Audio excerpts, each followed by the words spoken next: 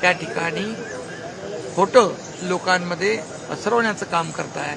हे खोटं बोला पण रेटून बोला, हे जास्त काळ चालणार नाही. रवींद्र वायकर यांना तिथल्या जनतेने निवडून दिलेला आहे आणि त्यांचा विजय जो आहे हा जनतेचा विजय आहे. किती काही आदळआपट केली तरी सुद्धा या ठिकाणी जनता शेवटी निर्णय घेते.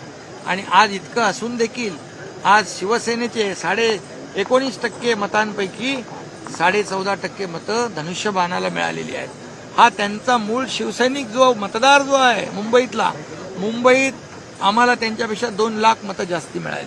राज्यामध्ये देखील 2 लाख मतं जास्ती मिळाली. उबाटाचा 42% स्ट्राईक रेट आहे. आमचा शिवसेनेचा 48% आहे. त्यामुळे त्यांच्या पायाखालची वाळू सरकली आहे. म्हणून अशा प्रकारचे आरोप प्रत्यारोप करतायत. सर, ओबीसी आरक्षणावर लक्ष्मण हाके आंदोलनावर बसले.